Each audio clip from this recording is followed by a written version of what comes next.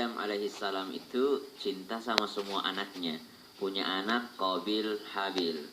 Habil ternyata ketika diuji sama ayahnya, dimintai kurban, diberikanlah ternaknya yang terbaik.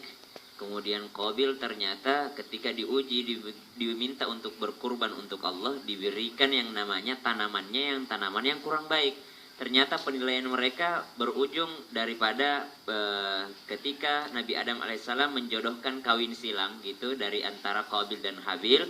Ya, Qabil bersama dengan kembarannya Habil dan Habil bersama dengan kembarannya si Habil. Sedangkan Qabil ternyata tidak terima karena kembaran si Qabil ini agak lebih cakep dibandingkan kembarannya Habil. Akhirnya apa yang terjadi? Pokoknya saya nggak terima gitu. Dibunuhnya, bertengkar. Padahal Habil ini kuat orangnya, kuat. Dibunuhnya itu pas lagi tidur, lagi istirahat di bawah pohon, langsung diambilkan batu besar, dilemparkan kepada Habil. Dalam riwayat disebutkan demikian. Dan setelah itu kembali kepada ayahnya. Tahu nggak jamaah? Ternyata masa antara Qabil dan masa antara burung gagak itu datang memberi contoh menguburkannya itu bertahun-tahun lamanya. Berarti Nabi Adam alaihissalam itu ujian perasaannya berat banget. Nanya, kok Habil gak pulang-pulang ke rumah?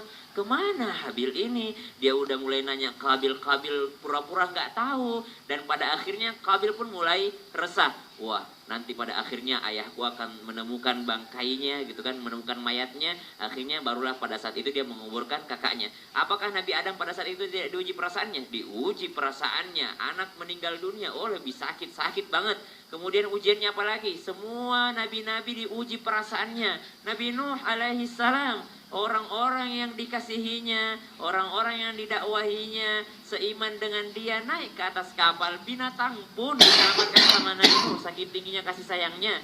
Burung-burung pun diberikan satu lantai khusus untuk burung, lantai paling atas untuk kapalnya. Tapi ternyata ada anaknya yang tidak ikut. Bayangin, kita nyelamatin orang, binatang pun kita selamatin, anak kita nggak selamat gitu. Lalu dikatakan itu bukan keluargamu dalam Al-Quran. Sesungguhnya dia itu bukan keluargamu. Istrinya pun tidak ikut. Siapa lagi? Nabi Lut, ya Allah. Setengah mati Nabi Lut berdakwah kepada orang lain, ternyata istrinya yang berkhianat. Diuji perasaannya, semua diuji perasaannya. Siapa lagi? Nabi Yakub alaihissalam, cinta semua anaknya, cinta kepada anak-anaknya. Tidak mungkin Nabi Yakub pilih kasih, tidak mungkin. Perasaannya aja anak-anaknya mengatakan ayahnya pilih kasih. Akhirnya Nabi Yusuf alaihissalam, anak kecilnya dibuang ke sumur. Nabi Yakub sampai buta matanya, menangis, memutih bola mata hitamnya. Akhirnya buta gara-gara apa? Karena menangis, sedih kehilangan Nabi Yusuf alaihissalam. Apakah Nabi Yakub berputus asa? Tidak. Nabi Yakub mengatakan, innama ashku bathi wa huzni ilallah. Saya kembalikan sedihku kepada Allah Subhanahu wa taala. Lalu dipanggil anak-anaknya, cari adikmu, la tayasu min rauhillah. Jangan kau putus asa dari rahmat Allah, padahal dia udah buta menangisnya. Jadi nangis boleh, putus asa yang enggak boleh. Sedih boleh, yang putus asa yang enggak boleh. Kecewa boleh, patah hati, galau boleh. Yang enggak boleh adalah enggak bisa move on. Jangan enggak bisa move on.